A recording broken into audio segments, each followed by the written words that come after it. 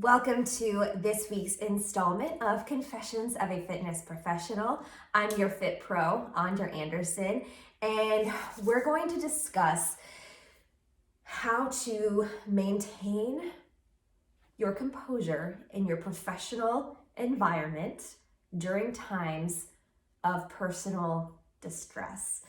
This is a hot topic and one that I can see both sides. I feel like, and enlighten me if you are not somebody who identifies as a female or was raised as a female. I have been taught in order to advance professionally, regardless of what profession that is, if I wanted to advance professionally as a female, that I should really change my emotional state and try my best to maintain composure in all environments. So you don't want to be seen as angry or irrational or moody in order to advance in your professional setting. And I think that has really developed this group of professional women who are afraid to be vulnerable. And I see it a lot as somebody who is an Enneagram 8, and vulnerability is like the worst thing ever that could happen to us, right? We always want to be very composed, very, very black and white, or truthfully kind of neutral, and protect others while not really sharing anything about ourselves, right? So vulnerability is kind of seen as a negative thing for an Enneagram 8. And as a result, I have really developed a pretty tough exterior to the point where I could be experiencing something pretty devastating and nobody would know about it. And I like it that way. I prefer it that way. But when it comes to the professional environment, and I'm going to be speaking as a fitness professional, but truthfully, this could be any industry where you are maybe navigating some personal issues or some personal distress, and you really want to maintain your professional composure. Now, in the fitness environment, as a fitness professional, why would that be important? I attempted to do research on this. There really isn't a lot out there specific to fitness instructors, but here's my thought.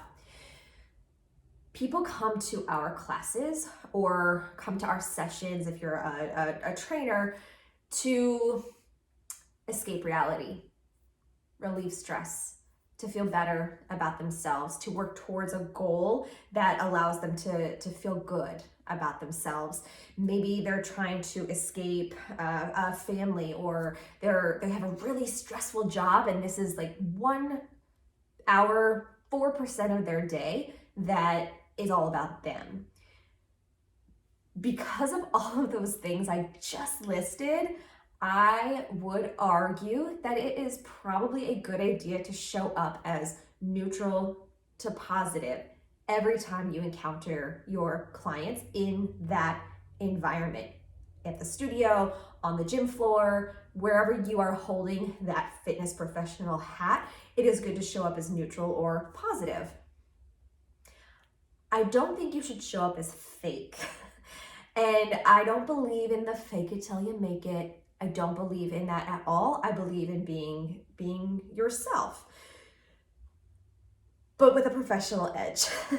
So this is coming to me because I'm personally experiencing something kind of devastating lately, and I don't want it to affect my work. It's something that I haven't shared with anybody professionally or in my fitness environment.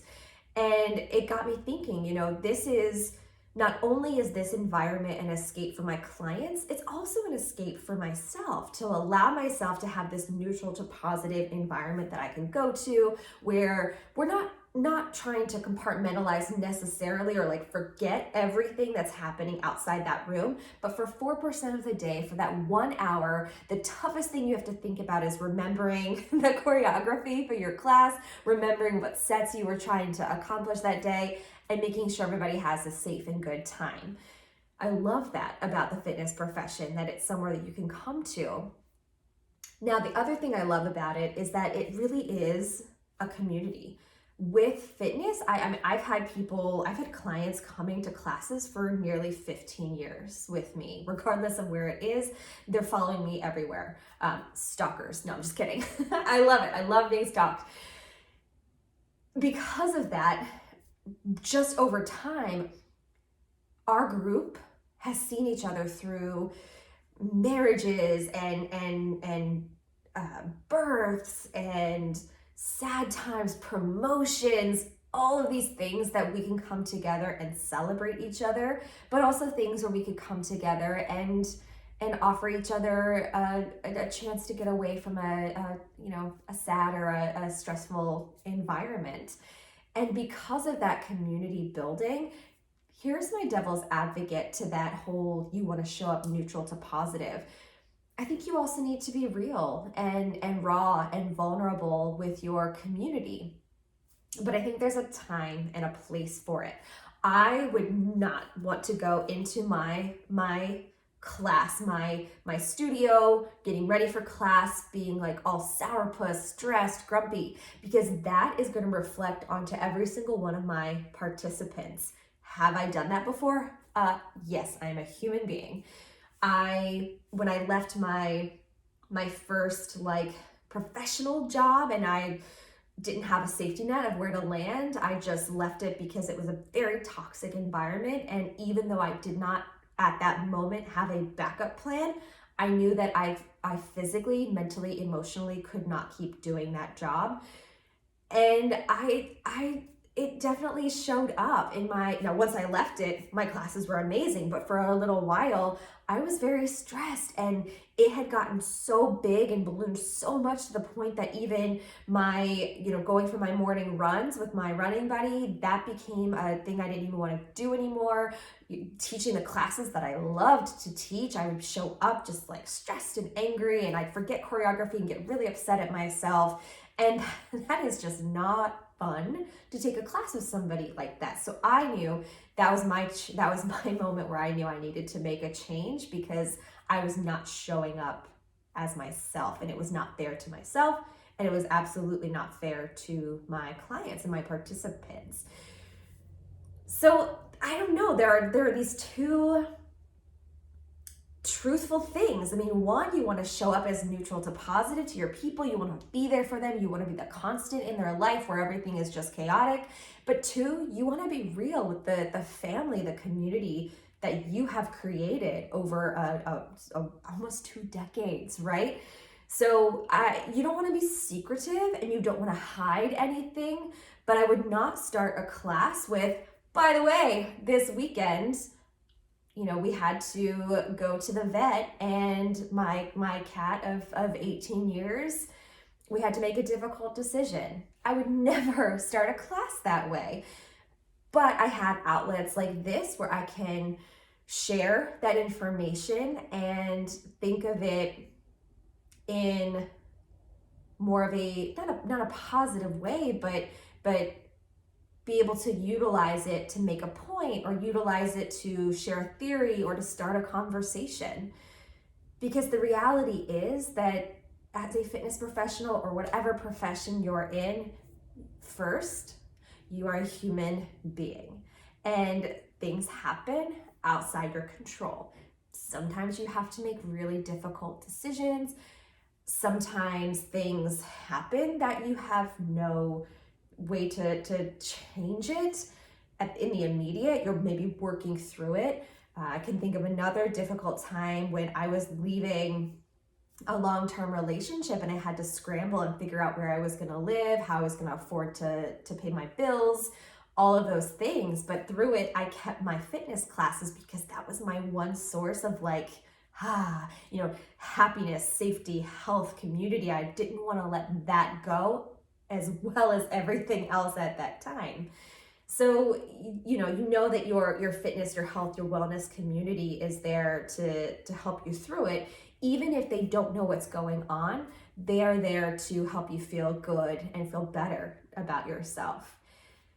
I find it as source of personal pride almost that my participants, my clients tell me first things like, hey, I'm experiencing this at work, or happy things like, hey, by the way, I'm having a baby. So just so you know, if I faint in class, or this is why I'm not going all out right now because I don't feel good. It makes me feel so awesome to be included in all of those different secrets and scenarios and ideas and thoughts that my participants are having. And I feel like it would not be great to keep what I'm going through from them as well. I just think there's a time and a place. We're there as a professional, again, to create this neutral to positive environment for people to feel comfortable, to feel safe, to feel empowered, to feel good. And I don't want to wreck that by oversharing or sharing too much personal information. But again, I can see the other side of it, where sharing actually creates a stronger community. And I got to witness that when I got engaged. I had my community come out and they surprised me with balloons and flowers, and it was so great. And my fitness community is the group that took me on my bachelorette weekend, and we went hiking, and it was just so much fun. So being there to celebrate those good moments is great. When it's the other end of the spectrum and you're dealing with, difficult decisions or grief or whatever it might be, it can be easier to kind of recoil and not want to share that information for fear of it, creating a not so happy environment. So I guess that's what I'm thinking through, working through personally at the moment. And I wanted to share it here because I don't think I'm alone in that. I think there's this idea, or there's this thought that, we have to be a very black or white, like very constant figure in our clients' lives, and we do. I think we kind of have taken that oath as a fitness professional. Once you decide you're going to do it, you realize you are absorbing all of your clients, good, bad, ugly, whatever it is, and doing your best to maintain composure regardless of what's happening in your life. My full-time profession is the same way. Working in education with children, it's like they throw so much at you, and kids have no filters. They don't know what's appropriate and what's not appropriate to tell a trusted adult. And to some extent, again, that is part of the oath that we take when we get in the business. We understand that weird things are gonna come our way, and we have to remind ourselves not to giggle. Although sometimes you just want to giggle because you're like, I don't know how you don't see that this is a weird thing. You don't want to get too emotional. You don't want to get too attached or involved. You want to be that observant third party, but you're also, again, building a relationship and building a community with those kids. So it's such a tough, weird place to be. My approach, here's what I've done. I do my best to leave it at the door when I'm dealing with other people. When I'm on the job, I want to be there to be the neutral and positive, to be the one that absorbs, to be the one that if it's asked to share some feedback or criticism or ideas of how to improve it, or just give advice in general. That's been my approach, and that has worked really well for me. I tend to be more of a private person. I tend not to show a ton of vulnerability. However, I do not have a poker face, to the point that one of my colleagues said, I love that our meetings are recorded because I will go back and just watch all of your expressions. And I'm like, cool. That's weird and interesting. I have a very expressive face. You can tell when I'm shocked about something, do not like something, or extremely unattached, bored about something. I show it all in my face. So you could make assumptions about how I'm feeling and probably be correct, but I'm not very forthcoming with personal information. There was a point, even not in the current job I'm in, but in my previous job, where I did not let anybody know when my birthday was. I just didn't want to deal. I didn't want there to be an office cake or balloons or a celebration. I just wanted it to be another day. And if you know me, you know I love birthdays, but it was just a weird office environment where I just didn't want anybody to know and fake celebrate for me, right? I think it's I want it to be authentic and genuine. And it is in our fitness classes. You come to my fitness class and it's your birthday, or your birthday has been close to our day, you know you're showing up for squats or burpees that day, and we are celebrating you, and it is genuine, and we all grumble, but we secretly love it. So there's that. I guess all of that to say that this week's confession is it's okay to share your personal life and your personal things with your professional community if it's okay, if it feels right for you. But my confession is that I would prefer to be private, and I would prefer to maintain a neutral to positive environment for my participants. And I think that's sort of that's part of my brand. That is part of my brand. I want to be here for my clients. I want to help. I want to absorb. I absorb, but it doesn't oversaturate me. Other people's feelings and emotions don't oversaturate me. I can absorb quite a bit without feeling overwhelmed. I feel sympathy. I want to correct, and I want to help people, and I want to help people improve. It doesn't overwhelm me to have other people's emotions shared with me. And I think that's part of what makes me a really great college and career counselor. I think that's what makes me a great fitness instructor. I can take it all. I can take a lot of it. And I think it's really helpful as a fitness professional that our job is to make people sweat and build endorphins, because endorphins make you happy and help you to work your way through difficult situations. So I am incredibly grateful for fitness. I'm incredibly grateful for my fitness community. And, I know that if I did need something, I could reach out to anyone in my fitness community and they would be absolutely helpful. I just prefer to be the person that helps others and to be in that role. And that's where I am. That's my confession. I would love to know if you are a fitness professional or aspiring to be a fitness professional, how you deal with maintaining composure and professionalism while navigating times of personal distress. And even if that's not your profession, like, I want to know, how do you maintain your professionalism, or do you maintain your professionalism? What has that been like for you to navigate? So share with me. You can comment on the YouTube if you're watching this. If you're listening to this on whatever podcast, there's a space to put comments. I also always entertain DMs and messages. So I would love to hear from you. Thanks for sharing my confession of the week, and I will see you for another round next time. Bye.